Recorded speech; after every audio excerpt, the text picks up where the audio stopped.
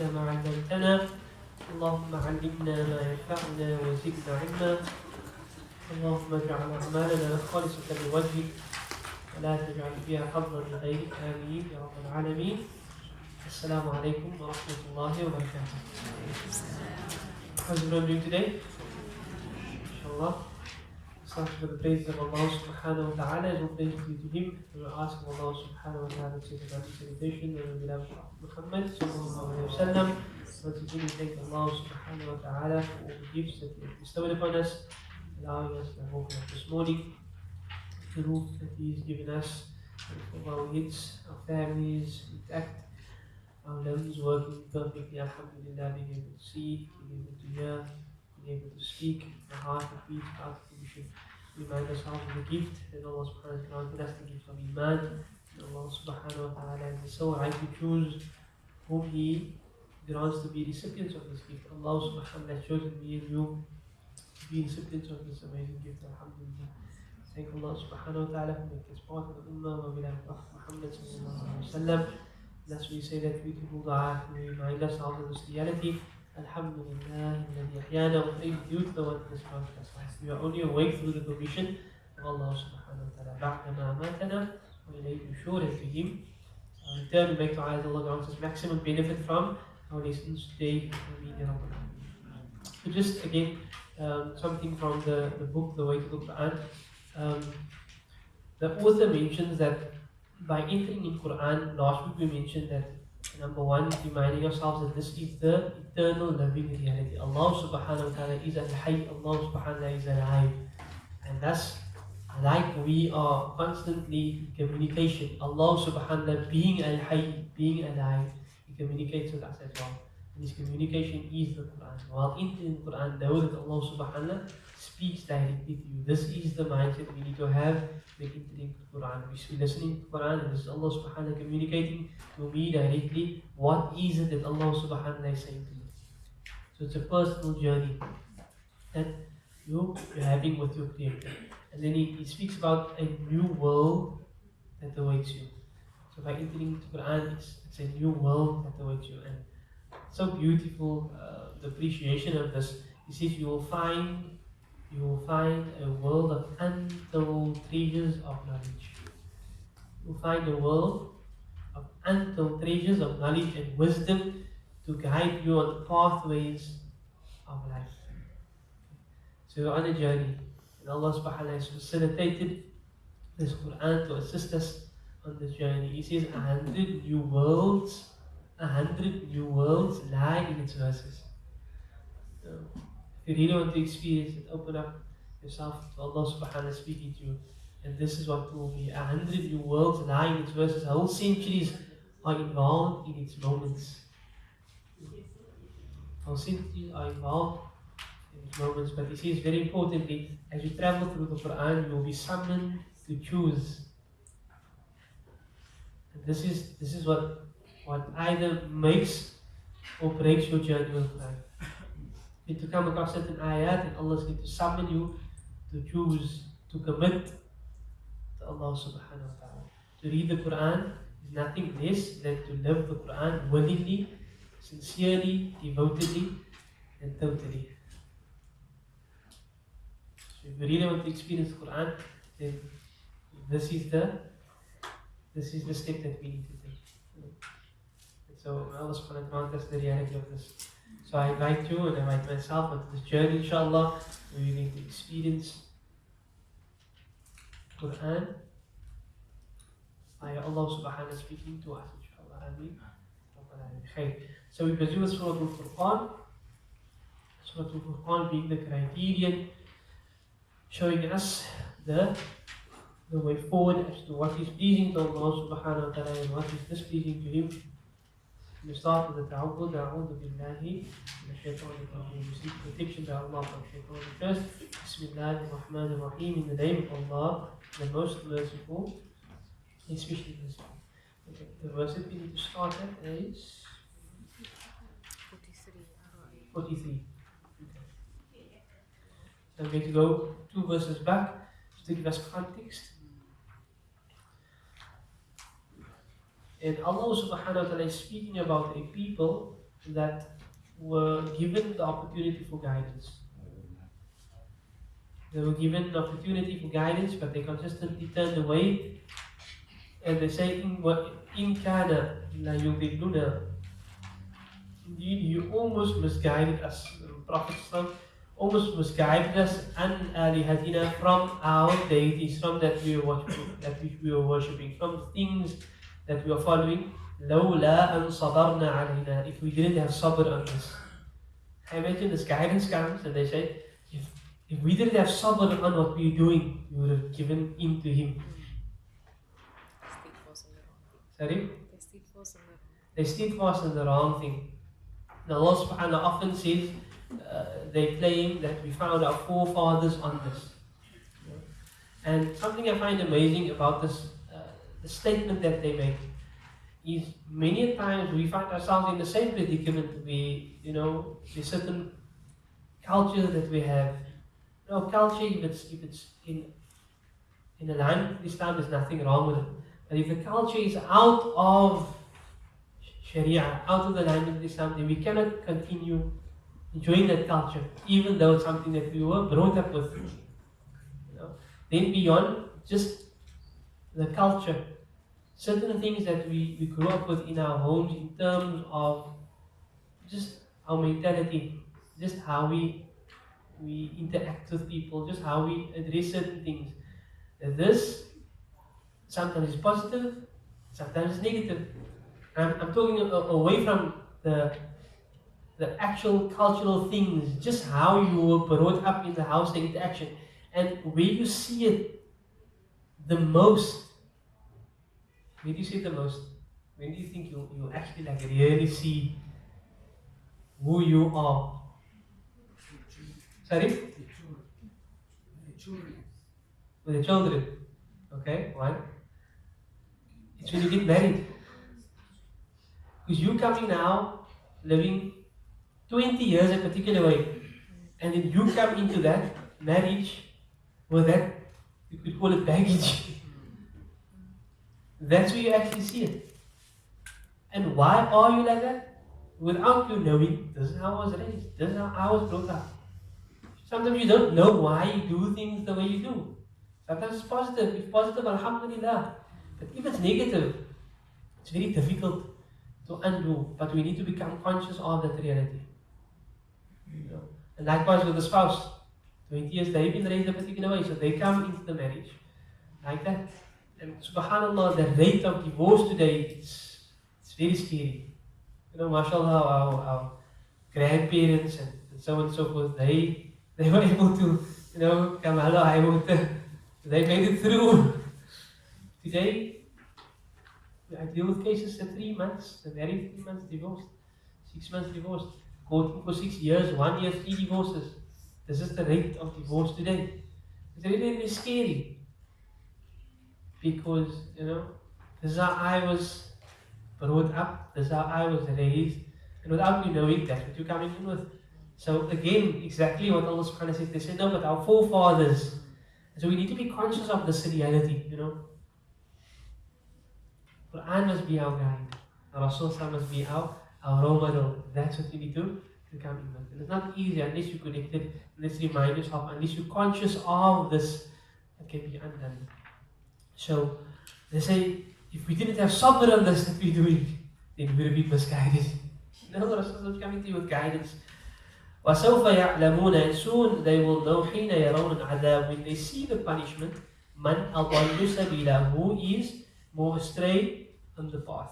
Allah subhanahu wa ta'ala asked a very important question, أَفَرَأَيْتَ or أَرَأَيْتَ, have you seen مَنِ اتَّخَذَ, the one who has taken إِلَهَهُ هَوَاهُ, he has taken his hawa, he has taken his base desire as his ilah, as his Allah. This is very serious. Because often we speak about the idol worshipping Quran. And because we speak about idols, we don't make it something relative to us. Okay, they used to worship idols. Isn't it? They used to worship the stone. They used to worship the gods that they created. And so it's all about them. But again, as I started, that Allah subhanahu wa ta'ala is speaking to me and you. And here, there can't be anything more relevant in showing us that there can be other idols in our lives. Your nafs can be your idol. Your nafs can be the thing that you are worshipping. That is it. Isn't that Qiyamah you come and you ask, who is your Lord? You say, Allah, you are my Lord. Okay, now let me just show you the action. Let me show you, here's your movie. Okay, now here, you get your action. As for Allah, for yourself. Yeah. For Allah, for yourself. Yeah. Every moment of your life is going to be shown. So we can say one thing, but the actions are going to determine whether it was real. Allah subhanahu wa ta'ala says, or Rasulullah says, Inna Allah la yanduru ila ajsamikum. He doesn't look at your bodies. Wala ila suwarikum, in your forms. Walakin yanduru ila qulubikum. Look at the heart. What's happening in the heart? And what flows from the heart will show the limbs. وَأَعْمَالِكُم. He was to see the action. So this is very deep. أَفَرَأَيْتَ. Have you seen? مَنِ اتَّخَذَ إِلَهَهُ هَوَى. The one who's taken his hawa and he is Allah. That's what he wants to, when he wants to, how he wants to. Nobody's going to tell me. Allah subhanahu will take that from this. This is very, very serious. This is very, very serious. Because a person who has other than Allah as his ilah can forget about Jannah. This is the mindset that I have. Nobody tells me. Then yeah, Allah subhanahu wa ta'ala might be speaking to me, might be speaking about me. And Allah subhanahu wa ta'ala will take us from that. So Rasulullah would tell the Sahaba often, Jaddidu imanakum, renew your iman. So they would say, كيف نجدد إيماننا يا رسول الله? How do we renew our iman? What should we do to renew our iman? أكثروا من قولي لا إله إلا الله. Say these words over until it becomes a reality in your life. There's none worthy of worship. There's nothing that I'm focused on. There's nothing that's going to cause me to deviate. إلا الله. Except that Allah is there in my life. Allah is my focus. And we need to do this. We need to just take a step back and renew our iman. Because the world takes you in a particular direction. The world sees it's all about you. The world says you need to be the guy. That's what the world is showing. Allah subhanahu wa ta'ala again, from a different vantage point. I spoke about the lens. From a different vantage point saying, it's not about you. It's alhamdulillah. Every single salah, you realign yourself that whatever I am, it's because of you, Ya Allah. And look at the perfect system. In job, in the work, it's all about you. They make it everything about you. And then the word comes and you remind yourself, oh yes, what about me? Go back again, it's all about you. I'll remind you again. You end your night off, alhamdulillah. You wake up in the morning, alhamdulillah. And the beauty of this system is, Rasulullah says, man tawada'a lillah, whoever humbled himself for Allah's sake, rafa'ahu Allah, then Allah raises you. Allah will give you rank. Allah will raise you in rank. But don't you make it about yourself. Make it about Allah and Allah will give you that rank and give you that position and put you up there. Why, Maya? Because Allah put you there. Why? Because Allah gave you this. There's absolutely no wrong in that. But when it's about me and I achieved and I did, أنا خير and I am better. أفرأيت من اتخذ إلهه هواه. Have you seen the one that is taken his hawa as his Allah? Allah subhanahu wa ta'ala protect us from this. Allah subhanahu wa ta'ala asks, أفأنت, would you then, O Rasulullah sallallahu alaihi wasallam, تكون عليه وكيلا? Do you want to be his guardian? Do you want to be his friend? Do you want to be his overseer? That person. Allah subhanahu wa ta'ala is even telling Rasulullah, turn away from these type of people. Imagine. Rasulullah sallallahu alaihi wasallam is told to turn away from it. Yeah. At the Kawthar, the pond where Rasulullah will be given, and all the believers will come to drink the hands of Rasulullah from these goblets. And then certain people will be chased away. And Rasulullah will ask, they were part of my ummah, why are they chased away? And the Rasul will be told, you don't know what they did after you. You don't know what they invented, you don't know what they created, you don't know their lifestyle, you don't know what they did, and you're not able to drink from that point of Rasulullah. أَفَأَنْتَ تَكُونُ عَلَيْهِ وَكِيلًا? Or do you are someone to be this person's friend and guardian? Please turn away from them. So may that not be our case. أَمْ تَحْسَبُ, or do you think أَنَّ أَكْثَرَهُمْ, that most of them يَسْمَعُونَ, they will listen, أو يَعْقِلُونَ, or they will understand, in whom they are not إِلَّا كَالْأَنْعَامِ. So Allah subhanahu wa ta'ala becomes very severe. This was the Quraysh that were consistently being guided, but they turned away. Consistently being guided, but they rejected. Allah subhanahu wa ta'ala says, rather they are like cattle, so that's a really, really basic. Then Allah subhanahu wa ta'ala says something worse than that. No. Bal rather hum adal. Siratul Tafdeel. Rather they are more astray, sabila, on the path. So picture this, for example. Animals. Animals are doing their duty. Animals is fulfilling the duty that Allah subhanahu wa ta'ala has placed them there to do. The animal must feed, the animal must eat, the animal must do whatever they do, procreate, the animal must be at your service. They're doing it, Allah says, no, actually, people is actually worse than animals. Because animals are doing what they're doing. They're doing what they're supposed to do. They have a purpose, they're fulfilling their purpose. People can't understand that they also have a purpose. They're not fulfilling their purpose. Allah subhanahu wa ta'ala protect us from us being looked at as worse than animals. And again, the world is going to take you in a particular direction. The world is going to say, become an animal. It's all about you. YOLO. You know? You only live once. So this is the world going to drive you in that direction. And Allah subhanahu wa ta'ala just realize you every single time. You are not an animal. You are the greatest of beings. لَقَدْ خَلَقْنَا الْإِنسَانَ فِي أَحْسَنِ تَقْوِيمٍ. We have created mankind in the best of forms. وَلَقَدْ كَرَّمْنَا بَنِي آدَمٍ. And we have honored the children of Adam. And Allah subhanahu wa ta'ala says to Malaika, we're going to place a representative on this earth. And they immediately say, Ya Allah, if you're going to create someone that's going to cause more mischief. Allah subhanahu wa ta'ala says, no. إِنِّي أَعْلَمُ مَا لَا تَعْلَمُونَ. I know that you do not know. Allah subhanahu wa ta'ala knows that amongst these hundreds and thousands of people, there are going to be those that are going to arise to the occasion. And those that is going to see beyond daily routine of getting up, and going to work, and going to sleep. They get to see purpose. They get to see Allah.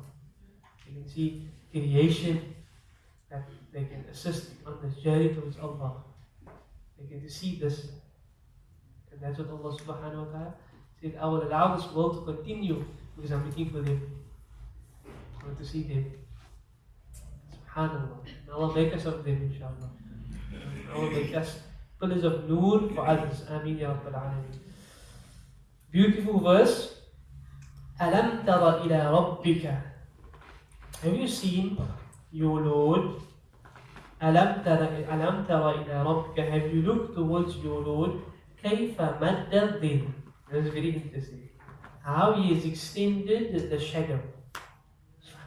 I found this so profound. I'm like really.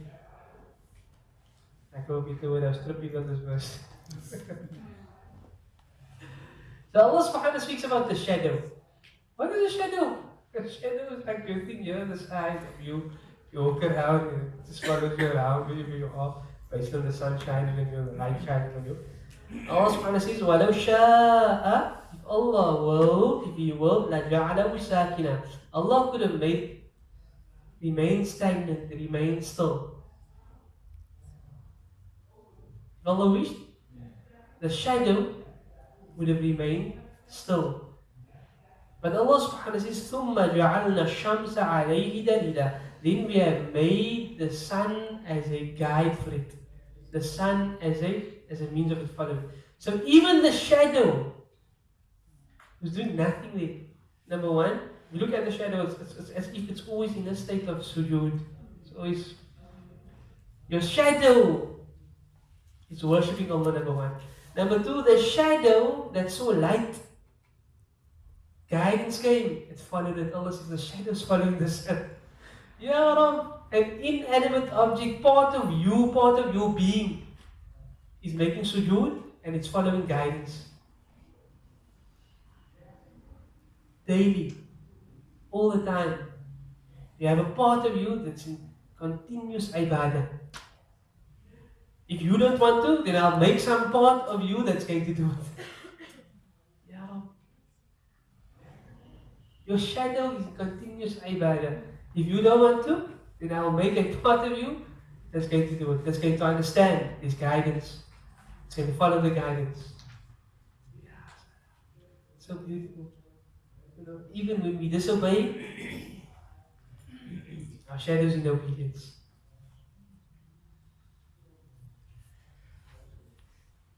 ثُمَّ جَعَلْنَا الشَّمْسَ عَلَيْهِ دَلِيلًا. And Allah subhanahu wa ta'ala has made the sun as a means of a dalil, as something for it to follow and as a means of guidance. ثُمَّ, and then Allah subhanahu wa ta'ala reminds us, ثُمَّ then قَبَضْنَاهُ إِلَيْنَا. Then we take it back, we return it, we withdraw it to us. قَبَضًا يَسِيرًا, a very easy drawing. So Allah subhanahu wa ta'ala is saying that even the shadow has a lifespan. Shadow starts, and then it extends, till it comes to its furthest point, and then it returns, and then it leaves. That's exactly our life. You're born, you need to live to a certain point where you're at your peak, and then you get it. Here's a sign, your shadow. Look at its routine, look at its existence. It comes, it goes to a point, and it returns to Allah. That's us. We come into this world, get to a point where you have to peak, and then you return. But Allah says the sun understands its purpose. The shadow understands its purpose, and the shadow is following guidance. So maybe the next time you will look at the shadow, it's okay. If you can do it, I can do it. If you can do it, I must do it. Because you are part of me, and I am part of you. What an example. This is mind-blowing. Again, different lens to look at ourselves, look at the world. Allah subhanahu wa ta'ala says, وَهُوَ الَّذِي جَعَلَ لَكُمُ اللَّيْلِ. He is the one that has created for you the night, libasan, as a covering. وَالنَّوْمِ, and He's created sleep, subatan, as a means of rest. وَجَعَلَ النَّهَارَ نُشُورًا, and He's made the day as a means of livelihood for you. So, just going back to the few verses that we discussed now, where Allah subhanahu wa ta'ala discusses how people who take themselves as their Allah, their hawa, as their Allah, they're more astray than animals. And here Allah subhanahu wa ta'ala brings us back to the oneness of Him. Talking about our shadow, talking about existence, talking about creation. This verse is as straightforward and simple as it seems. Let's look behind what is being said here. Allah subhanahu wa ta'ala is speaking about the night as a covering for us, and the sleep as a rest, and the day as a means of livelihood. Again, out of the box. For day to come, what needs to happen? Sorry? For day to come, the sun is rising. The sun is rising. How does that happen? The sun is there, the planets are there, the earth is a third from the planet, and the earth, Allah subhanahu wa ta'ala is ensuring that the universe is remaining perfectly intact. So it rotates on its own axis and it rotates around the sun for you to have day. Operate, my slave. I've just made the universe turn for you now. And tonight, After you've worked and you've made effort and you've done what you needed to do, I'm going to ensure that the universe changes its cycle, or not changes its cycle, but continues on a cycle, so that it can be darkness, now go rest my slave. And tomorrow I'll allow you to wake up again, and I'll continue allowing the universe to act perfectly, so that you can do what you need to do. The universe is acting in perfect orbit, so we, me and you, can do our purpose. Me and you can do what we need to do. So what do we need to do? Why have we been created? What's the purpose of our existence? Big questions we need to ask ourselves. The universe is working perfectly in harmony solely so that we can do that, because eventually when we come to a point where there's going to be no more believers. This is the reality. And so there's no purpose on this dunya for any existence anymore. So then the sun is going to change its course. Okay, there's no purpose for it being run. I've been keeping it running perfectly for so many years, so that my slaves, inshallah, when they wake up, they can turn back to me. Now there's not even the kalima la ilaha illallah. Qiyamah will not come except that there's nobody saying la ilaha illallah. Now the question is Qiyamah coming? Yes.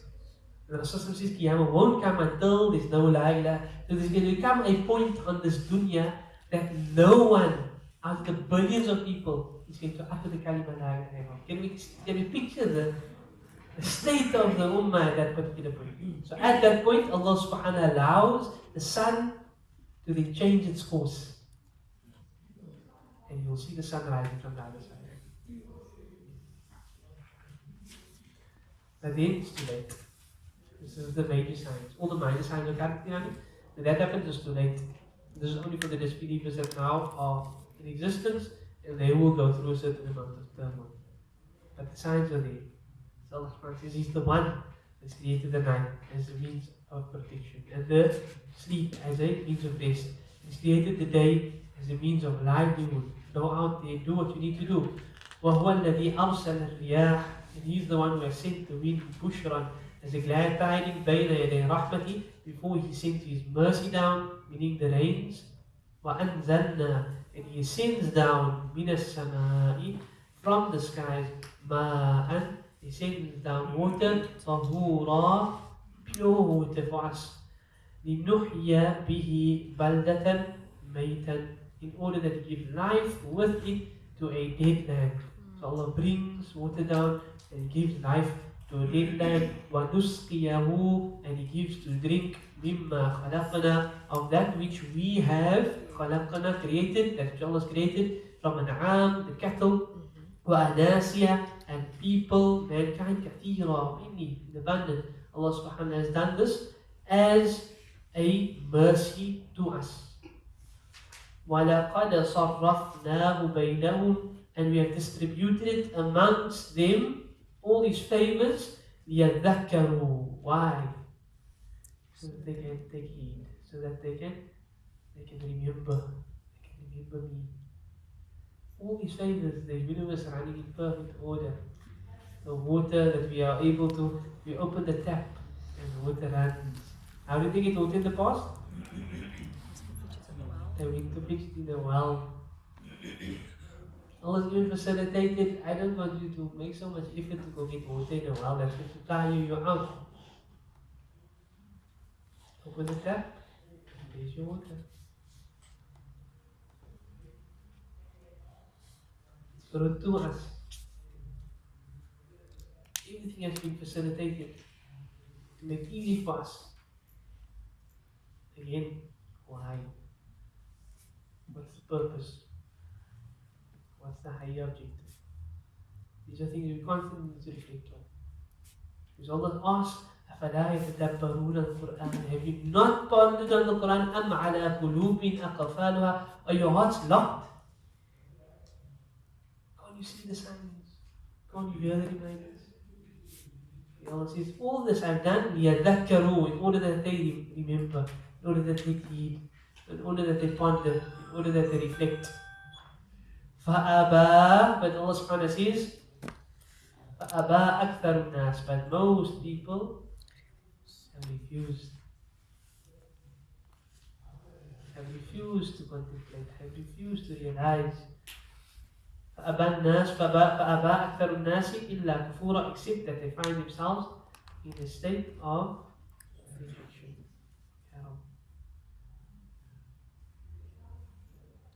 Okay. The time is up. Between the inshallah. Just an opportunity to reflect. Very powerful verses. That the entire existence Allah subhanahu wa ta'ala has created and put in perfect order for me and you. Even to the extent that our shadow is doing what it's supposed to do. And how's my new turn? May Allah subhanahu wa ta'ala to find our purpose in this dunya. May Allah subhanahu wa ta'ala allow us to fulfill our purpose in this dunya. When we come on the day of Qiyamah, where Rasulullah is proud of us. When we come on the day of Qiyamah, where Allah subhanahu wa ta'ala is proud of us. When we come on the day of Qiyamah, and may we be of those that Allah subhanahu wa ta'ala says, calls out and shouts out, here's my book, I read it. I fulfilled my purpose on this dunya. May Allah make us of those. Ameen ya Rabbal Alameen. Conclude. Jazakallah khair.